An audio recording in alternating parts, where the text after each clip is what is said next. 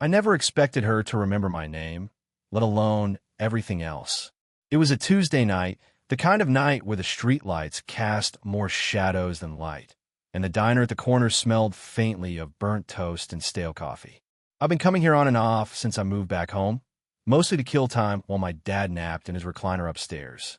She was sitting at the far booth, a cup of chamomile tea in front of her, sleeves rolled halfway up, fingers tracing the rim absent-mindedly. I recognized her from school days, my friend's mom, the one everyone said had an easy smile and eyes that noticed things. She looked older, yes, but in a quiet, contained way, like a house that had been lived in carefully. When she looked up and caught me staring, she didn't scold or laugh. She just tilted her head slightly, as if weighing whether to greet me. "Hey," she said softly, voice rougher than I remembered, but still comforting. "The usual." I nodded, though I didn't usually come here for anything usual. She smiled just a fraction, turned, and made my order without another word. The way she worked behind the counter, measured, deliberate, almost casual, made me want to freeze the moment just to watch her hands move. I caught myself flicking my eyes toward them, counting the rings on her fingers, tracing the way the light caught the silver band she wore. I sat across from her when the diner thinned out, sliding into the booth on a whim. My phone buzzed in my pocket, a message from someone I never quite found the energy to answer. I left it there, face down, and watched her sip her tea. Quietly, I noticed how she wrinkled her nose just slightly when she exhaled steam from the cup, a tiny habit I wouldn't have seen if I hadn't been sitting here, waiting for something I couldn't name. "You always sit alone?" she asked, voice casual, but her eyes lingered longer than necessary, scanning my face like she was trying to read the gaps between my words. "Sometimes," I muttered. I shrugged. My hands felt heavy on the table. "It's easier that way." She hummed, a brief acknowledgement, then said nothing. Silence stretched between us, not uncomfortable, not forced, just present. I folded my napkin slowly, watched it crease at the edges, then glanced up to catch her watching me, faintly curious. My heart skipped a little when her gaze didn't move on. I tried to think of something clever to say, something that would make her laugh or at least tilt her head again, but my words got stuck in my throat. So I just nodded toward the counter. "Thanks for remembering." She smiled again, a private kind of smile that didn't need anyone else to see it. "Of course," she said, then paused, hand hovering over her tea.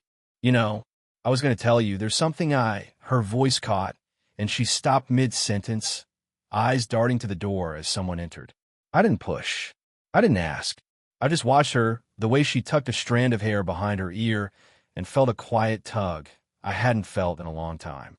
When she finally stood to leave, I noticed she left a small note folded under her cup, something I almost didn't see. I unfolded it with slow fingers, careful not to tear it. Just 3 words, in careful handwriting, "Call me tonight." And just like that, the ordinary Tuesday felt impossible to forget. I didn't call her that night. I kept the note folded in my pocket, fingertips tracing the creases while I tried to tell myself I was being responsible. My dad's voice from the living room sounded muffled, and outside, the street was quiet enough that I could almost hear my own heartbeat. I saw her again 2 nights later, carrying a bag of groceries up the narrow sidewalk outside her house. I offered to help without thinking, and she hesitated, a small frown tugging at the corner of her mouth. "It's just a few bags," she said. "You don't have to." "I insist," I said, and there was a pause, long enough for me to feel my chest tighten. As we walked side by side, she told me about her father, who had passed years ago, and how she sometimes still set a place for him at the dinner table.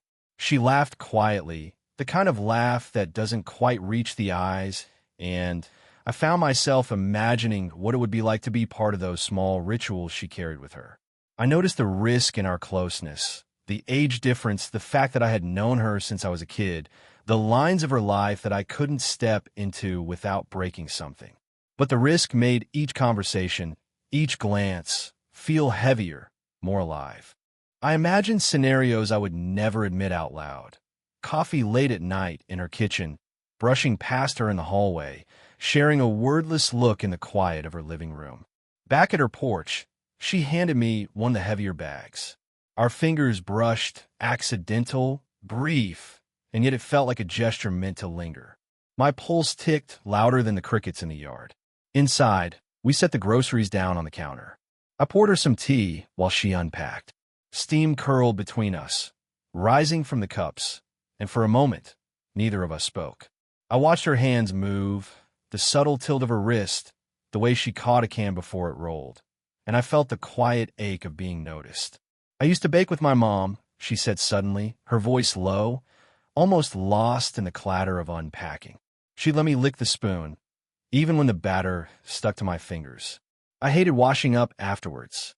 I nodded, unsure how to respond, so I just handed her a clean towel. Sounds nice. It was, she admitted, not looking at me. Simple, quiet. Like nothing mattered except the oven timer and the smell of sugar. We sat in silence for a while, sipping the tea, our knees almost touching under the counter. I imagined the heat of her hand on mine, the way our breaths might sink if we leaned closer. But I didn't. I couldn't. When I finally stood to leave, she looked up, and her gaze lingered. Long enough that I wanted to tell her everything I hadn't said. Long enough that it hurt to move. She reached out, brushing a stray lock of hair behind my ear. I froze, heart stuttering, as she gave a faint smile that seemed to acknowledge something unspoken, something dangerous and tender. I walked home thinking about her laugh, her quiet stories, the weight of that touch. I don't know why that moment stayed with me. Maybe because it felt like someone finally saw me. The next evening, I found her on her porch again, flipping through a small notebook. She looked up when I came close, but her smile was guarded, almost wary. "Hey," I said. "Thought I'd see if you needed a hand again." She shook her head a little too quickly. "No, it's fine. I've got it." Her fingers lingered on the notebook, tapping the pen absent-mindedly. Something about her posture, tense shoulders, a slight twist away from me, made me hesitate. I wanted to say something, anything, but the words got stuck. So I just stood there, shifting my weight from one foot to the other, glancing at the small garden she'd been tending. The air smelled faintly of soil and something floral, a combination that made my chest tighten for reasons I couldn't name. "Your dad, is he resting okay?" she asked. Her voice was softer now, a little uncertain. I realized she was testing, probing the boundaries I hadn't set. "Yeah, he's okay," I muttered, avoiding her eyes. My fingers itched to brush against hers when she passed me the watering can. Our hands almost touched, fingertips brushing before she pulled back. She looked away, pretending to inspect a rose bush. I caught myself imagining her closer, leaning into the space beside me, hand lingering, not knowing if she wanted it or if I was overstepping. And then my friend's voice in my head, a warning I couldn't ignore. I couldn't. A car rolled by, headlights sweeping across the yard. She flinched, as if noticing something, then closed the notebook with a snap. I noticed the hesitation in her movement, the way she stepped back just slightly. "I have to get these inside," she said. There was a nervous edge to her tone, and I realized we were both holding ourselves in check, like air caught in a thin balloon. Inside, we arranged the books and papers on the counter. I poured her a glass of water, noticing how she lingered near the sink, fingers grazing the edge, waiting. I wanted to lean closer, to say something foolish and tender, but my mouth felt dry, words dissolving in the quiet. She glanced up at me, and for a second, the space between us didn't exist. I saw it in her eyes, the pull, the recognition, the hesitation. I wanted to reach, but I froze. My hand hovered near hers on the counter, stopping short. Then, footsteps outside the door, a neighbor, maybe, or was someone walking their dog, and she pulled back with a soft laugh, too quick, too controlled. I exhaled silently, retreating. We stood there close but not, the distance charged, unspoken. Before I left, she brushed a loose strand of hair behind her ear, looking at me in a way that made my heart skip. For a heartbeat, it felt like we might cross the line, and I thought I would speak, lean in, but the moment broke, unclaimed, suspended. I left with a hollow ache, thinking of the near touch, the unfinished words, the silence that said more than anything could. I ran into her that evening at the little park near her house. The sky was bruised purple, street lamps flickering on one by one. She was sitting on the bench, legs crossed, a scarf loosely draped around her neck, scrolling through her phone like she was waiting for something, though I wasn't sure what. "Hey," I said, voice low, careful not to startle her. She looked up slowly, eyes catching mine for a fraction too long. "You're late," she said, but it wasn't a scold, more like an observation. I shuffled my feet, hands shoved deep in my pockets. "Traffic," I mumbled, even though there hadn't been any. We sat together, silent, letting the evening stretch between us. I noticed the way she hugged the scarf closer around her shoulders, a small, protective gesture, like she didn't want to be too exposed. My chest tightened for no reason I could name. "You talk to him much?" she asked suddenly, nodding to a young man jogging past. Someone I knew vaguely, a friend of friend. Her tone was casual, but the weight underneath made me pause. "A little," I said. My fingers drummed against my thigh, thinking about how small moments like this, bench, dusk, the smell of wet leaves, could feel enormous. "Why?" She didn't answer right away. Her gaze flicked to the horizon, then back to me, and I felt it before she said anything. Guilt, longing, fear, all wrapped in a glance. "I don't like feeling forgotten," she admitted quietly, voice barely above the wind rustling the trees. Her hands fidgeted with the edge of the scarf. "Even if it's nothing, even if it's just passing moments." I wanted to tell her I understood. I wanted to say she wasn't forgotten, that every time she looked at me like that, every soft laugh, every pause, it stuck somewhere I couldn't reach. But my throat closed tight, so I just nodded, watching the light shift across her face. I imagined leaning closer, brushing a hand along hers, letting her see what I'd been keeping quiet. But instead, I folded my hands together, fingers entwined, keeping them safe in my lap. "Do you ever wish things were different?" she asked after a pause. Not directly, not fully. Her eyes found mine again, steady now, patient and dangerous at the same time. The quiet between us became heavy with everything neither of us said. I imagined the words, rehearsed them silently. "I want you here with me, but I can't say it." And then, just as I thought I might, the moment stretched taut. I reached for her hand, almost letting my fingers hover above hers. She glanced down, then back at me, and I felt her hesitation like an electric current. The world outside the bench existed, but only in outline. I could feel her heartbeat in the pause between words, the small catch in her breath. I didn't move. I couldn't. And yet, something had shifted. Something unspoken was waiting for me to ask or for her to offer. I swallowed, looked at her. "Do you?" I didn't finish. She didn't answer. The next week felt strange, almost fragile. I showed up at the diner, at the park, even near her house, but she wasn't there. The bench sat empty, her scarf folded neatly on the backrest like she'd been waiting for someone else. My chest tightened in a way I couldn't explain. I called once, just to hear her voice, and it went straight to voicemail. Twice. Then I stopped. I imagined all kinds of reasons. Maybe she was busy. Maybe something came up with her father. Maybe she just decided I wasn't worth the trouble. I tried to tell myself it didn't matter, that I could be patient, but the quiet ache wouldn't leave. Then, late one evening, my phone buzzed. I stared at her name on the screen, heart hammering, and didn't answer. I remembered the way she'd leaned back on the bench, that faint catch in her breath, her eyes lingering on me too long. And now, that memory felt almost like a lie. A rehearsal for something that wouldn't happen. The twist came days later. I saw her at the grocery store, turning a corner with a little boy in tow. I stopped, frozen. She noticed me immediately, but her smile was different now. Polite, distant. "This is my nephew," she said quickly, introducing the boy, who clutched a small toy car. My mind tried to catch up. I didn't even know she had family visiting. I felt the ground shift beneath the careful patterns we'd built. We exchanged a few words, awkward and stilted, while the boy darted between aisles. I noticed the way she hugged him tightly at checkout, a warmth that wasn't meant for me. And for the first time, I realized she had layers I'd never fully seen, things that would always stay partly hidden. I left the store feeling hollow, clutching my own hands in the car, thinking of all the mornings I'd imagine her alone on that bench, waiting for me. Now, the image felt fragile, like glass slipping through fingers I hadn't noticed were trembling. I sent her a message later that night, typing, erasing, typing again. "Are you okay?" But I didn't send it. Something inside told me it wasn't my place, that the weight of what we'd started couldn't be carried by words alone. I walked past the diner the next evening. The light glowed warm inside, familiar and indifferent. A seat was empty at her usual booth.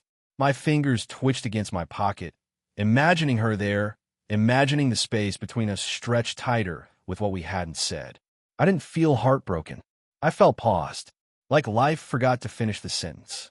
I went home, unfolded the note she'd left weeks ago, traced the words with a trembling thumb, and then folded it again. Placed it under my pillow, untouched, waiting. And somewhere I couldn't reach, I knew she might be waiting too, though for what, I didn't know. I found her in the kitchen that night. The house smelled faintly of cinnamon and something earthy, like the soil she always carried home from the garden. She was rinsing a cup, hands submerged in warm water, the quiet clink of porcelain the only sound between us. I leaned against the doorway, unsure if I should speak or just leave. Part of me wanted to turn and run, leave the moment untouched, but another part, stubborn, reckless, wanted to close the distance, to fill the quiet with something real. "You're late again," she said, voice low, careful. Not angry, just noticing. I paused, fingers gripping the doorframe. I wasn't sure if I should come. Her eyes softened, and she tilted her head. There was that careful weight in her gaze, like she was measuring my words, my intentions, and something deeper I wasn't ready to admit. "I wasn't sure if I wanted you here," she said, then paused, her hands frozen over the cup. Steam curled from the water. "But I'm glad you did." I swallowed, tried to remember how to breathe. Every step toward her felt like trespassing into a place I had no right to be, but I did it anyway. I reached out, hand hovering near hers over the wet counter. She didn't pull back. Not immediately. I started, but the words broke. I can't stop thinking about. My voice trailed off, and I looked down, ashamed. She moved a little closer, careful, measured. "You don't have to say it," she whispered. "Not if you're not ready." The tension stretched long, a thread we both held on to, neither letting go, neither snapping. I imagined confessing everything, every stolen glance, every imagined scenario, every small ache I hadn't admitted. But I didn't. Not yet. Instead, I let my hand brush hers lightly, fingers just grazing. It was enough. A tether, quiet and small, but it carried all the weight neither of us had dared put into words. She smiled. Just a tilt of the lips, a small acknowledgement, and the world outside the kitchen seemed to fade. The ticking clock, the hum of the refrigerator, the faint smell of tea, all of it felt intimate, private, like a room made for just us. "Okay," she said softly. I nodded, letting the word rest in the space between us. No big gestures, no sweeping declarations, just a moment of recognition. I realized then that the choice had been made, not by grand statements, but by the quiet permission we gave each other to exist in this space, to be seen without demands, to stay or step back. I left that night with my heart heavier and lighter at the same time. Something had shifted. Something had been acknowledged. And still, the unspoken lingered, patient and waiting, but less sharp than before. Weeks passed. Slowly. The park bench still waited, sun warming the boards in the morning, leaves drifting across it in lazy spirals. I came by at 8:47 a.m. One day, habit more than anything, and she was already there, steaming cup of black coffee in hand. She looked up, caught my eye, and smiled just enough for the corners of her mouth to lift. No grand gestures, no explanations. I slid onto the bench beside her, careful to keep the small space between us. It felt right, this ordinary closeness. She didn't ask where I'd been or why I showed up late last week. We didn't need the questions anymore.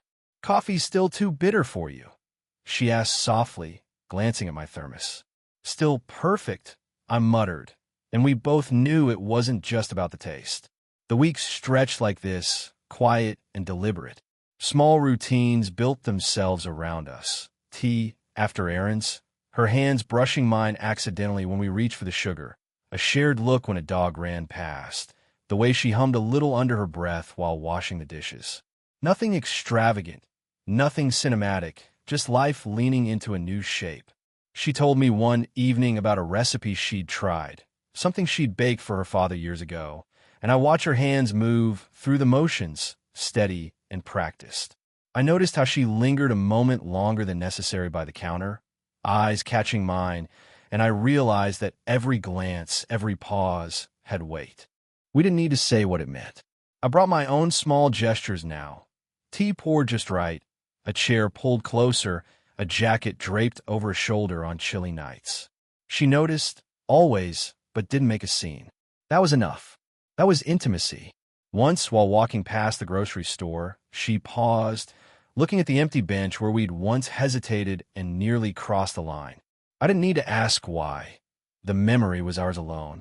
Evenings came and went. Nights smelled of cinnamon or damp leaves or the faint hum of the city beyond her windows. We moved around each other, careful and familiar, like water finding its path around stones. I didn't think about what might have been lost anymore. I didn't replay the almosts or the hesitation. I only noticed the way she smiled quietly when I reached for the door for her, the way our shadows leaned together in the lamplight, the subtle cadence of shared life. One morning, she left a note tucked beside my coffee cup. "See you at 8:47. I smiled, fingers brushing the paper, thinking of all the tiny moments that led here. I realized, finally, that we didn't need declarations or fireworks. We had the slow rhythm, the small acknowledgments, the unspoken trust. That was enough. I sipped my coffee, watching her fold the napkin carefully, hand hovering just above mine before settling. And I thought, as I often did now, that this quiet, careful, grounded presence was more than any word could capture. I didn't need to say it. She already knew.